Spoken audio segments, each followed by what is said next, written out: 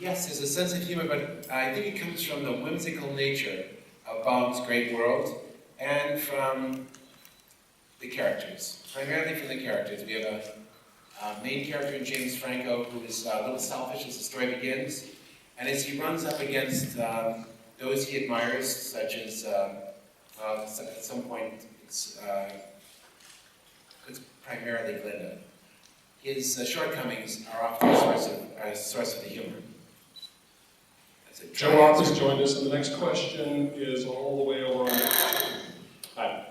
Just to sort of follow up on that, does anybody get their head smashed through repeated panes of glass? And also, actually, my real question is, after doing Drag Me to Hell, which is such a great movie, but maybe wasn't received as well, did you take any lessons away from that, sort of combining the idiosyncrasies of a movie like that with something that is more like a larger, more sort of tableau kind of storytelling?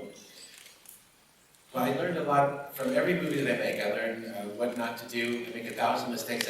I'm painfully aware of them. It's not like you have to recognize, what was my mistake here? I'm always aware of where I made wrong moves. So it's helped me moving forward. I try and take that, and I've learned a lot of lessons, and I went forward with this picture with those thousands of lessons from that picture. But I can't think of specifically the type of comedy that film was, that dark comedy, is just a completely different thing than this film. So this is a very straightforward family picture. I would say it's a very classically Disney type of movie. And it really is all about these characters and their interactions with each other, the friendships they make, how some characters are sinners, how they hurt others, how those sins can grow, and it's about finally recognizing the things you do in this world have consequences, and how to be the best person you can be is really the story of this film. It's about recognizing those mistakes we made and moving on past them and growing into something better than you were when you started out. That's the most exciting type of stories for me, is the ones with some amount of little bit of character growth. And I think James Franco's character has a little bit of growth in this story. Next question is over here in the front row, way along. Hey guys, Mark Walters with BigFanboy.com. Michelle and Neil, I was wondering if you could tell me, what is it like working with a cinematic genius like Sam Raimi? And Sam, what's it like working with two of the most beautiful women in the world? Wow.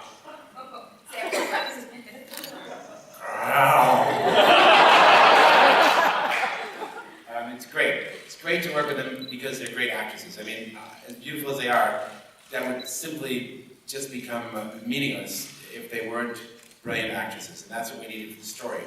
They both have very complex roles and complex interactions with the other characters in the piece, and they just do a beautiful job performing them. It's very funny and realistic, and they're a pleasure to watch. And yes, they are not hard on the eyes, I suppose. Listen, Sam is fantastic. I don't know where to begin. I would do craft service for Sam if he asked me to. You do craft service? Yes, Sam Raimi. He is probably one of the funniest, sweetest, most gentle human beings that I've ever had the pleasure of working with. Aside from being incredibly talented, he is so sincere about the projects that he chooses and the people that he casts, and he's so supportive of everybody around him, of his crew, most importantly, and of his cast, that he is incredibly inspiring to work with. And you go to work and you want to make him happy. And I think that having that every day in a 17-hour long day is the greatest gift you can give anybody. Thank you. Let's see you top that. I have a little video presentation. You got the cinematic genius part right, and I had never made a movie like this before. I've never made such a big movie before, and I didn't know what it was going to be like. I didn't know if the things that interest me and the things that concern me Sam would have time for or patience for. And not only did he have time and patience for them at the beginning when we were rehearsing, but he has time and patience for them on the 17th hour of the 6th day. And I found in you. Thank you.